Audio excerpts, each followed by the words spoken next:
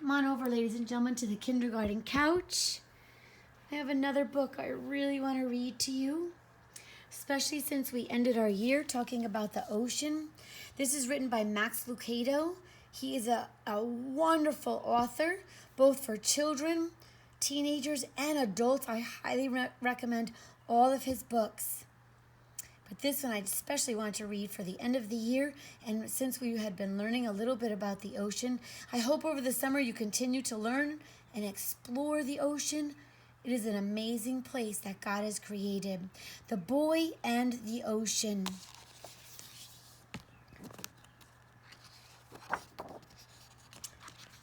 The little boy rolled over in his bed and opened his eyes. Through his window, he could see the ocean.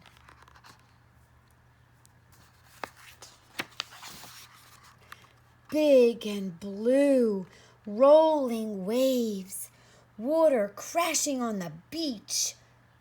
The little boy stood at the window and searched for the end of the ocean. He couldn't see it. He could see the ships on it. He could see the birds above it. He could see the horizon stretched across it. But the little boy couldn't see the end of it. He couldn't see the end of the ocean.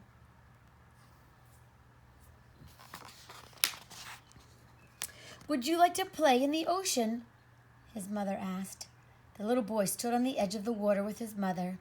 She took his hand as they waded into the surf.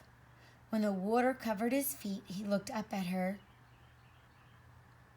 When it reached his knees, he took a breath and squeezed her hand. When the wave rushed against his chest, she laughed. He did too.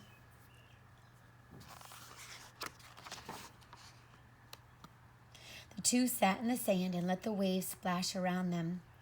"God's love is like the ocean, my little boy," she said. "It's always here. It's always deep. It never ends. God's love is special."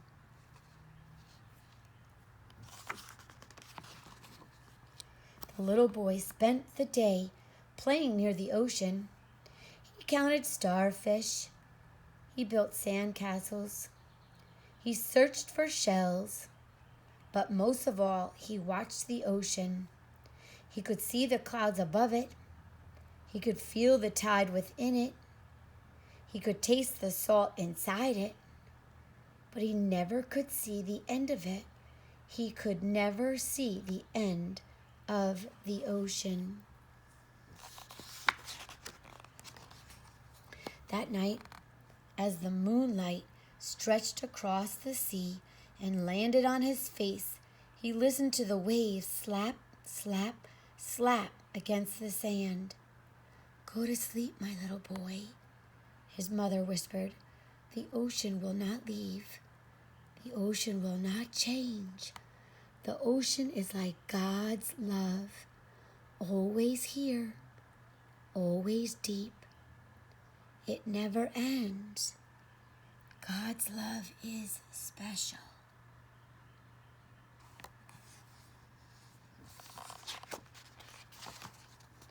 And so the boy slept with the ocean in his ears.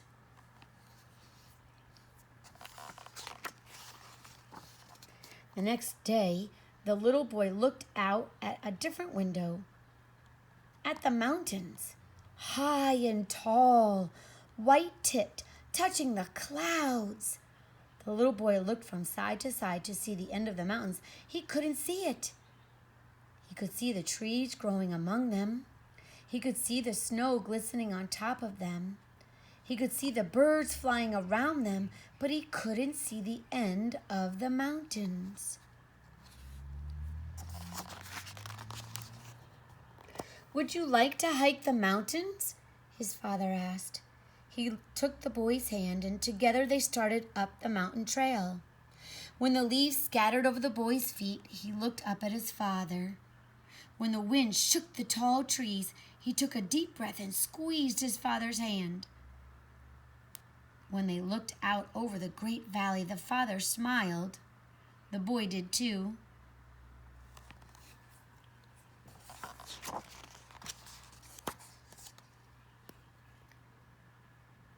The two sat on a rock and looked around them. God's love is like the mountains, my little boy, the father said. It's always here. It's always big. It never ends. God's love is special.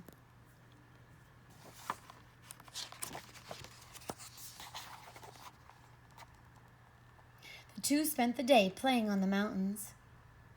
The boy splashed in the creek. He picked flowers in the meadow.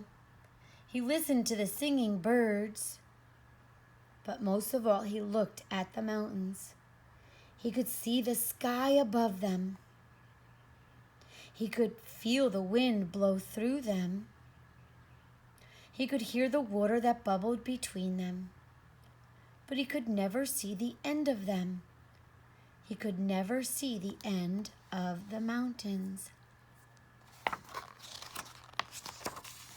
That night, as the moon appeared from behind the peaks, the boy thought of the mountains and smiled. "Go to sleep, my little boy," the father whispered. "The mountains will not leave. The mountains will not change. The mountains are like God's love, always here, always tall. It never ends. God's love is special."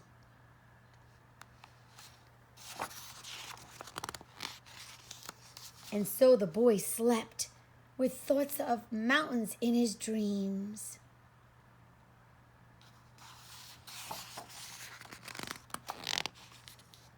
The next day, he ran on the beach and swam in the water. He chased his puppy up the mountain trail and looked for flowers.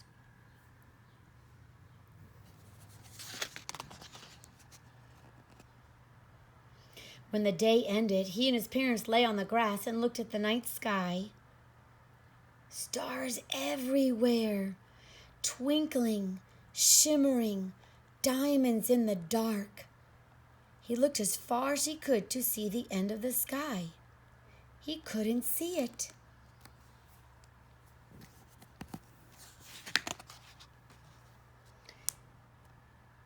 He could see the moon, yellow and round. He could see the puffy clouds. He saw a star race from one side of the sky to the other, but he couldn't see the end of the sky. "Would you like to count the stars?" his mother and father asked. So they tried. 12 over there, 24 over there. There were too many.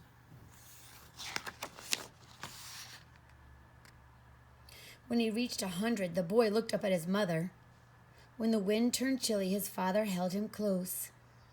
When his parents looked up into the big sky and became quiet, so did he for a while. But then the boy spoke.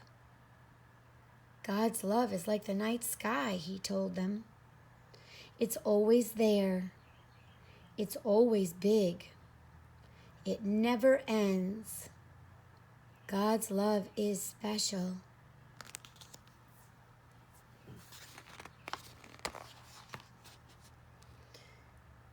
The boy, the mother, and the father stayed for a long, long time. Near the ocean, close to the mountains, beneath the sky, surrounded by God's love, and they smiled.